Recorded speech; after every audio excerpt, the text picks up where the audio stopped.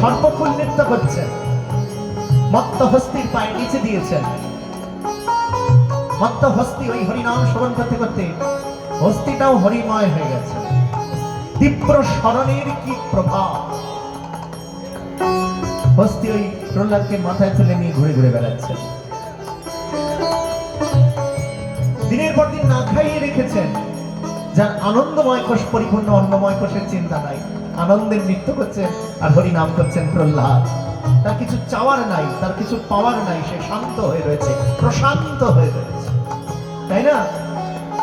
মুকুন্দ মাধব গোবিন্দ বল, মুকুন্দ মাধব গোবিন্দ বল, হরি বল হরি বল হরি হরি বল, হরি বল হরি হরি বল, মুকুন্দ মাধব গোবিন্দ বল, মুকুন্দ মাধব গোবিন্দ বল। তখন বললেন হিরণ্যকশিপু, তোর ওই বিষ্ণু কোথায় আছে বল? বলে সর্বত্র আছে। কোথায় নেই পিতা? তোমাতে আছে, আমাতে আছে। তুমি বলছো শত্রুর সাথে কেমন আচরণ করব? আমি তো শত্রু আর মিত্র খুঁজেই পাচ্ছি না।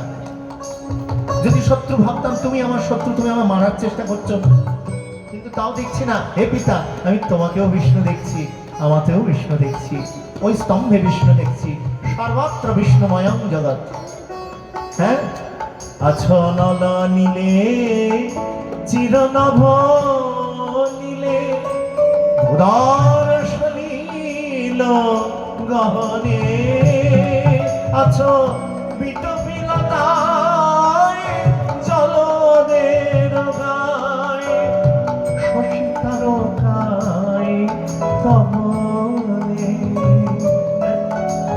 খম্বায় মগ্নিম সলিলম হিঞ্চ জ্যোতিংসি সত্ত্বানি ত্রিশদ্রমানি, সরিৎ সমুদ্রাশ্চ হরে শরীর যৎকিঞ্চ ভূত প্রণমিদনন্যা। হিরণ্যকশিপু বললেন, এই স্তম্ভে যদি থাকে আমি এখনই এই স্তম্ভকে ধ্বংস করে দেব, দেখি তোর বিষ্ণু তোকে রক্ষা করতে পারে কিনা। প্রহ্লাদ বলে ফেলেছেন, হ্যাঁ পিতা, আমি যে দেখছি ওখানে আছে পিতা, ওখানে পরম পিতা আছেন, বিষ্ণু আছেন। বলে ফেলেছেন যে কি হয় জানো, পর্দার আড়ালে লুকিয়ে থাকে না, আর যদি কেউ দেখিয়ে দেয় ওই যে পর্দার আড়ালে, তখন পর্দার ভেতরের ছেলেটি ধরা পড়ে গেলাম, তখন বেরিয়ে আসে। ভগবান বলছেন, যা, আমার প্রহ্লাদ বলে ফেলেছে, এখন তো আমার আর লুকিয়ে থাকলে হবে না, বেরিয়ে আসতে হবে। আগে তো বেরোয়নি, হাতির পায়ের তলায় যখন দিয়েছিল ভগবান আসতে হয়েছিল, নেমে আসতে হয়েছিল, তার স্মরণেই একেবারে প্রকাশিত ছিলেন। তাহলে এখন আমার ভক্ত বলে দিয়েছেন, হ্যাঁ বাবা ওখানে আছে। তাই ভক্তের সত্যকে রক্ষা করার জন্য উগ্রং বীরং মহাবিষ্ণু জ্বলন্তং সর্বতোমুখং নৃসিংহং ভীষণং ভদ্রং মৃত্যুমৃত্যুং নমাম্যহম। ভয়ঙ্কর ভয়ানক আবির্ভূত হয়েছেন স্তম্ভবিদীর্ণ করে, তত্ত্বের কটমট ধ্বনিতে পর্বত যেন পর্বত চূর্ণ বিচূর্ণ করে দিচ্ছেন। ললাটের লেলিহান শিখা শত শত দাবানল যেন প্রজ্বলিত হচ্ছেন। চরণের প্রহার ধ্বনিতে ব্রহ্মাণ্ড ভাণ্ড প্রকম্পিত হচ্ছেন। আবির্ভূত হয়ে অনন্য সাধারণ মৃত্যু দান করলেন। হিরণ্যকশিপু বর চেয়েছিলেন যে জলে মরবো না, স্থলে মরবো না, বাইরে মরবো না, ভেতরে মরবো না, অস্ত্রে মরবো না, শস্ত্রে মরবো না, 12 মাসের মধ্যে মরবো না, 12টা মাস আছে এর মধ্যেও মরবো না। বলে আমি তো মরতে পারি না। তুমি কি জন্মাওনি? হ্যাঁ জন্মেছি, তাহলে মৃত্যু হবে। যার জন্ম আছে তার মৃত্যু আছে, যেখানে আলো আছে সেখানে অন্ধকার আছে। তাহলে ব্রহ্মা যে আমায় বর দিয়েছিল বাইরে মরবো না, ভেতরে মরবো না, বলে দেখো আমি চোখ কাটে বসে আছি, এটা বাইরেও না, এটা ভেতরেও না, এটাই বিষ্ণুর আসন।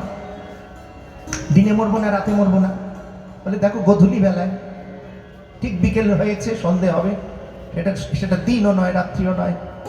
আর অস্ত্র শস্ত্রে মরবো না, দেখো হাত দিয়ে ছিঁড়ছি না, নখ দিয়ে ছিঁড়ে ছিঁড়ে নারী ভরি দেখো কণ্ঠে ধারণ করছে। 12 মাসের মধ্যে মরবো না, দেখো 12 মাসের মধ্যে না, এটা মল মাসে মরছো। রাধে রাধে, মল মাস হয় না রাধে, তাহলে এক্সট্রা মাস। আমি জলেও মরবো না, স্থলেও মরবো না, অন্তরিক্ষেও মরবো না। জল স্থল অন্তরিক্ষের বাইরে ভগবানের কোলে মরছিস রে বাবা, ভগবানের কোল এ পেলে আর এই জল স্থল অন্তরিক্ষ সহ পঞ্চভূতের ফাঁদে ভগবান করে কাঁদে। অনন্য সাধারণ মৃত্যু হলো। প্রহ্লাদ শান্ত করার জন্য এগিয়ে যাচ্ছে, গুরুবাক্য শিরে ধারণ করে, সারা জগৎ তটস্থ হয়ে রয়েছে। নারদ বললেন, যাও প্রহ্লাদ, তোমার প্রভুকে শান্ত করো।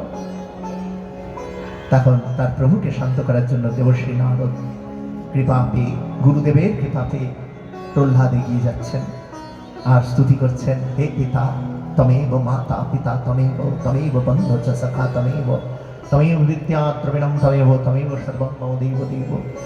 দেখো সিংহী মাতা, তাকে কি তার শাবকরা ভয় পায়? পায় না তো।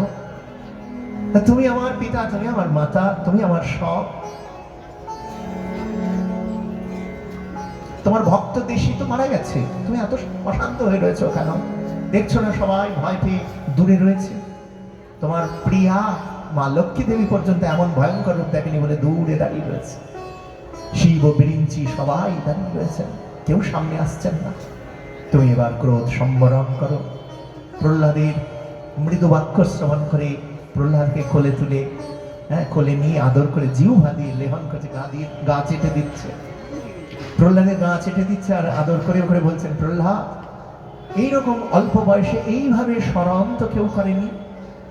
তুমি যেভাবে স্মরণ করলে, তোমার একটা মুহূর্তের জন্য এই সংসারের কিছু মনে পড়লো না। এত খুশি হয়েছি প্রহ্লাদ, তোমার এই প্রেমে আমি নিজেকে দান করতেও প্রস্তুত। তুমি একটু বলো না, তুমি কি লাগবে বলো তোমার, তুমি যা চাইবে আজকে আমি তাই দেব। এইরকম যদি হতো, বলো এই বরটা যদি আমরা পেতাম কি ভালো হতো না? কি চাইতে বাবা?